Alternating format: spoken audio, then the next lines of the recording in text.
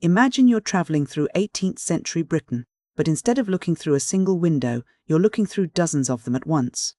You see the world through the eyes of a gout-stricken squire, a status-obsessed spinster, a runaway niece, and even a clumsy, good-natured stableman. This is the world of Tobias Smollett's final masterpiece, The Expedition of Humphry Clinker. Published in 1771, just months before the author died, it is a sprawling, chaotic, and deeply satirical journey that uses a collection of letters to paint a panoramic portrait of a nation in transition. The story begins in the domestic chaos of the Bramble household at Brambleton Hall in Monmouthshire.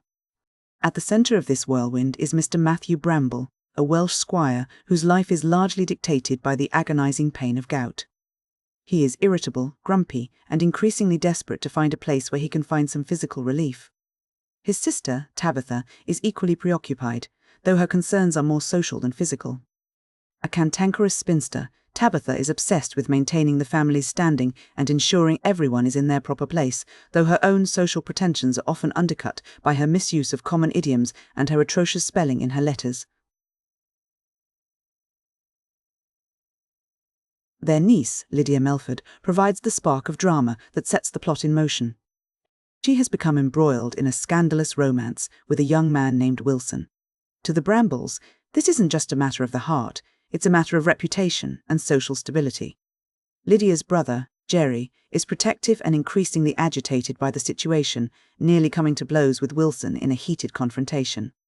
Seeking both physical health for Mr. Bramble and a way to escape the mounting social tension at home, the family decides to embark on a journey to the famous spa towns of Hot Wells and Bath. As the group travels, the novel begins to reveal its true nature. This isn't just a family vacation, it's a tour of the social, physical, and moral landscape of the era. In the pump rooms of Bath, the characters encounter a dizzying array of people. There are the pedantic and often fraudulent medical practitioners, like the absurd Dr. Lewis, who claim to have cures for everything, and the nouveau riche speculators who have made quick fortunes and are desperate to spend them on the right people. Smollett uses the setting of Bath to highlight a recurring theme in the book, the gap between appearance and reality. The assembly rooms and grand balls seem to offer a pinnacle of elegance and refinement, but beneath that veneer lies something much more visceral. The characters often find themselves overwhelmed by what Smollett calls the pestilential vapours, a mix of literal bad air and the metaphorical stench of moral corruption. Mr. Bramble, in particular, finds the sensory overload of high society quite literally sickening, often fainting under the pressure of the crowds and the pretension. As the narrative moves toward London, the scale of the world expands. The family navigates the overwhelming spectacle of places like Ranelagh and Vauxhall, where the lights are bright and the social stakes are even higher. Here, we meet more of the colourful characters that populate this world, like the opportunistic and charismatic Captain Obadiah Lismahago. He is a man who knows how to navigate the shifting political and social waters of the day, always looking for the next advantage and serving as a foil to the more rigid traditionalism of Mr. Bramble. Amidst this whirlwind of high society manoeuvring, we are introduced to the character who gives the book its title, Humphry Clinker. When we first meet him, Clinker is an ostler, a stableman at an inn, and a man of very little consequence. He is clumsy, somewhat awkward, and possesses a good-natured earnestness that eventually earns him the esteem of Mr. Bramble. While the upper-class characters are often caught up in their own vanity and complex social games, Clinker serves as a sort of moral anchor. His presence reminds the reader of a simpler, if more difficult, reality. He is a man just trying to survive, and his perspective provides a grounding contrast to the frantic social climbing of the people around him. The journey eventually takes the group away from the urban centres and toward the West Country in the Scottish Highlands. This shift in geography mirrors a shift in the tone of the novel. The polished, often artificial world of the city gives way to a much more rugged and sometimes violent reality. In the Highlands, the travellers witness the tension between traditional clan culture and the encroaching modernity of the lowlands. They experience the deep-seated traditions of the region, such as the coronach, a traditional funeral lament, which highlights a culture that is both beautiful and, to the English eye, somewhat terrifying and archaic. It is during this rugged leg of the journey that the story reaches its dramatic turning point. A carriage accident near a river crossing nearly proves fatal for Mr. Bramble. In the chaos of the rescue, a long-hidden connection is finally brought to light, and it changes everything for the characters involved. It is revealed that Humphry Clinker is not just a wandering servant or a random stableman. He is actually Matthew Lloyd, the illegitimate son of a woman Mr. Bramble had once loved during his wild university days. This revelation is the engine that drives the novel's conclusion. In the 18th century, identity was everything, and Clinker's sudden ascent from a near-naked vagrant to a man of property and legitimate social standing is a massive upheaval of the social order. It suggests that class is not a fixed, permanent state, but something that can be reshaped by bloodline, accident, and sudden wealth. This leads us to the resolution of the various romantic and social threads. The man Lydia had been involved with, the man who seemed to be a mere stroller or a man of no particular standing, is revealed to be George Denison, a wealthy heir of a prosperous and industrious gentleman.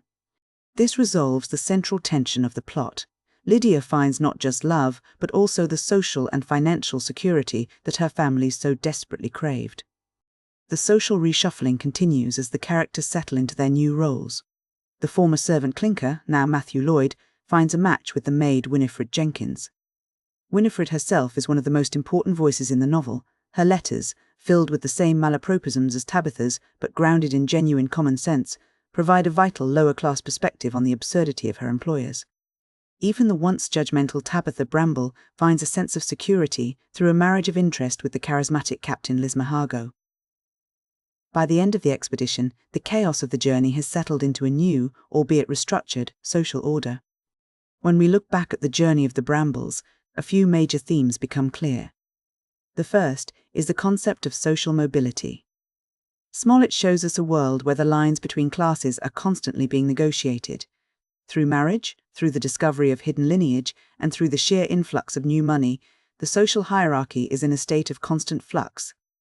There is also the persistent tension between appearance and reality. Throughout the book, Smollett mocks the idea that polite society is inherently more moral or more refined than the lower classes. He frequently points out that the grandest ballrooms are often filled with the same physical and moral filth found in the streets.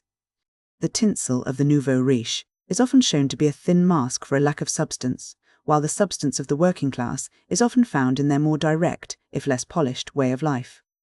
The novel also highlights the divide between the urban and the rural.